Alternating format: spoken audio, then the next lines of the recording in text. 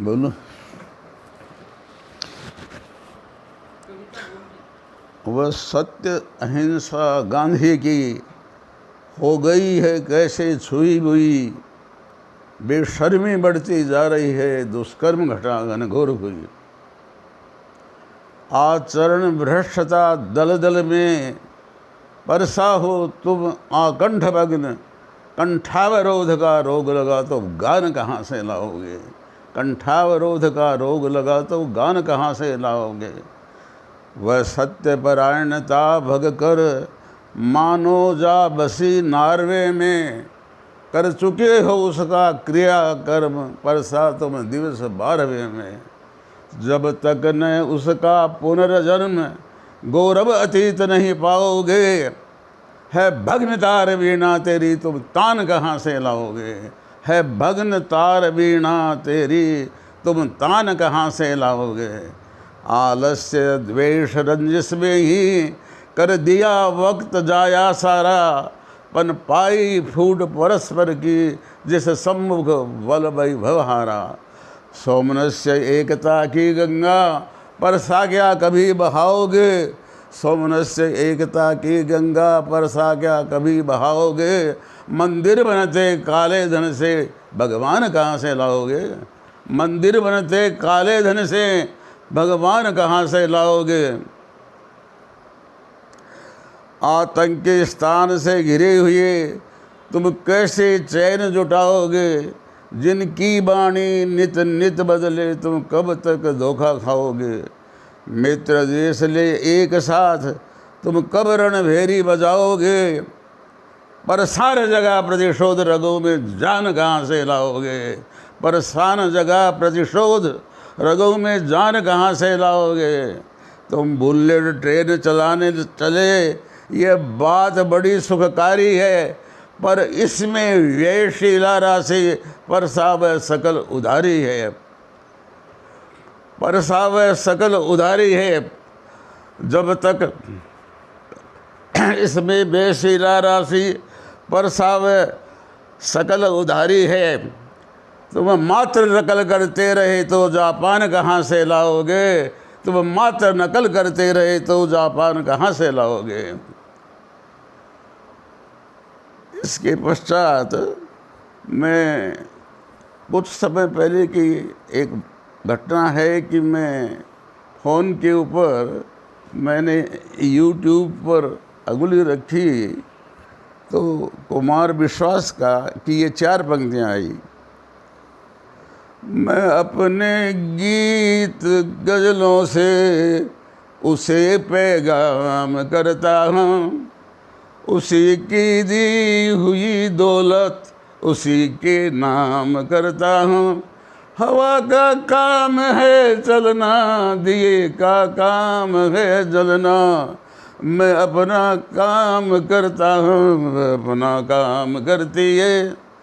तो इसको पढ़ करके मुझे ये छंद जरा रुचिकर लगा, तो मैंने भी इस तरह की पंक्तियाँ बनाई। पहले 4 बनाई, फिर 4 और बनाई।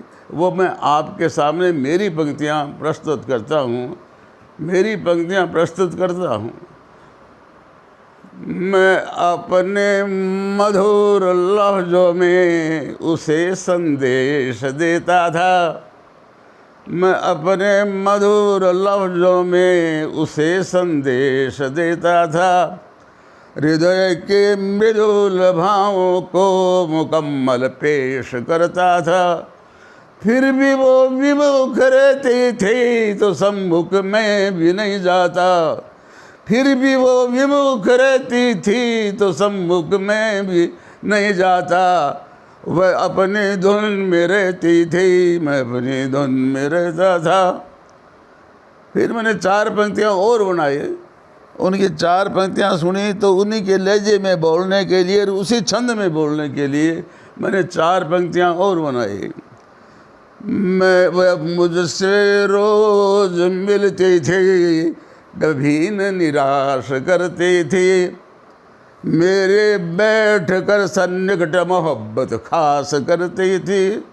फिर भी विरह में उसके रोज़ मैं तड़फा करता था। फिर भी विरह में उसके रोज में तड़फा करता था। यारो ये कैसे मुमकिन, भाई ये कैसे मुमकिन है, जब वो सन्नी में ठोकर खा मोहब्बत करती थी और कभी चूक नहीं करती थी मिलने में, तो फिर विरह में क्यों तड़पते थे? इसका कारण बता रहा है अंत में। फिर भी विरह में उसके रोज में तड़फा करता था। यारो ये कैसे मुमकिन कि वो सपने में आती थी, वो आती थी लेकिन सपने में आती थी, इसलिए तड़फा करता था। तो ये पंक्तियां मैंने बनाई। फिर उनका दूसरी कविता स्वयं से दूर रहते हो, स्वयं से दूर हो, ये भी मैंने सुनी और इसी लहजे में मैंने भी कविता बनाई, परंतु समय की सीमा है, मैं इस समय वो प्रस्तुत करने नहीं जा रहा। अब मैं दो चार ज़रा हास्य विनोद के कुछ प्रसंग आपके सामने प्रस्तुत करता हूँ। चयन आयोग इंटरव्यू देने प्रमुदित चला मुकंदी लाल। चयन आयोग इंटरव्यू देने प्रमुदित चला मुकंदी लाल। आयोग सदस्य ने पूछा प्रश्न तो बोला मुझे कुछ पता न साहब, और सदस्यों के प्रश्नों का भी उसने दिया यही जवाब। तो आयोग अध्यक्ष जी कहने लगे तो फिर तू आया ही क्यों यहाँ जनाब।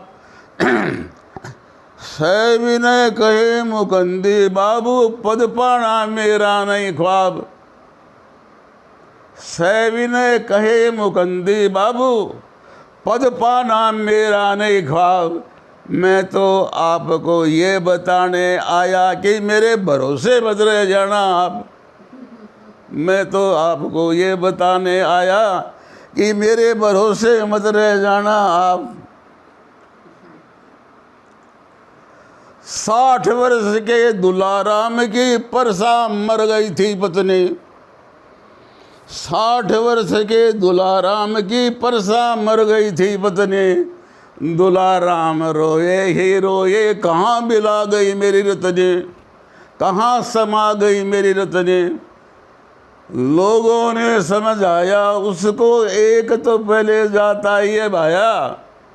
लोगों ने समझाया उसको एक तो पहले जाता ही वह भाया। दुल्ला बोला ये तो मैं भी जानूं पर मेरी किस्मत ने क्यों पलटा खाया। मरा मेरा बाप तो धनजी बोले दूल्हा बाप मुझको समझो। मरा मेरा बड़ा भाई तो चतुरु बोले बड़ा भाई मुझको समझो। अब मेरी मर गई पत्नी तो ये कोई नहीं कह रही कि मुझे तेरी रतनी समझो। ये कोई नहीं, सबका राम निकल गया, सबका राम निकल गया इनका। ये कोई नहीं कह रही कि मुझे तेरी रतनी समझो।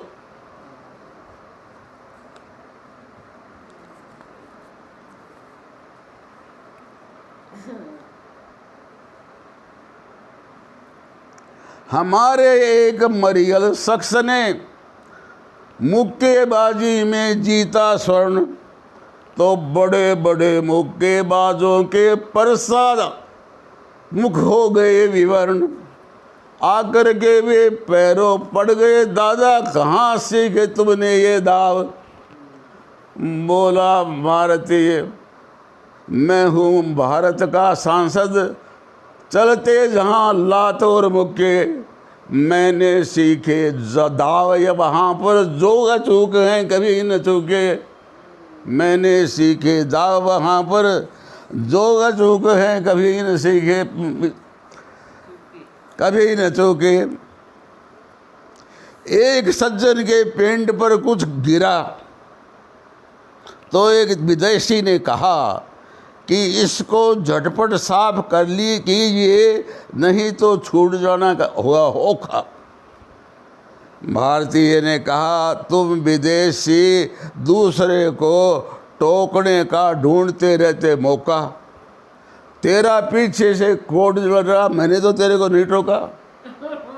तेरा पीछे से कोट जल रहा है, मैंने तो तेरे को नहीं टोका। प्रीतो बोली मैं 16 सोमवार करती रही, तब तुम मुझे प्रति रूप में मिले तो सही। बंता बोला यदि न करती तो क्या हो जाता? बोली न करती तो तेरे से भी कोई गया गुजरा मिल जाता। यदि मैं नहीं करती तो तेरे से भी कोई गया गुजरा मिलता। दो रानियां बात कर रही थी। राजा भोग उनके पास से आए तो रानियों ने समझा कि हमारे से बात सुनने आया। तो एक रानी के मुंह से निकल गया, मूर्ख। राजा भोज तो उस दृष्टि से आ नहीं रहे थे, केवल घूम ही रहे थे। तो उनके मन में संदेह हुआ कि इसने आज मूर्ख क्यों कहा। तो राजा ने सोचा कि कालिदास को पर कहेंगे ऐसा, देखिए वो क्या कहता है। कालिदास आएगा तो मैं भी उसको ऐसे ही अचानक कहूँगा। तो कालिदास राजा के पास आए तो राजा ने उसको कहा मूर्ख। कालिदास ने हंसी समझ के बात टाल दी, परंतु राजा ने उसकी तरफ इस तरह से देखा कि वो उत्तर चाहते हैं। तब कालिदास ने उसको जवाब दिया। कालिदास ने खादन्न गच्छामि हसन्न जल्पे गतम न शोचामि कृतम न मन्ये द्वाभ्याम तृतीयो न भवामि राजन किं कारणं भोज भवामि मूर्ख। खादन्न गच्छामि मैं खाता हुआ चलते हुए नहीं, खाता हुआ नहीं चलता।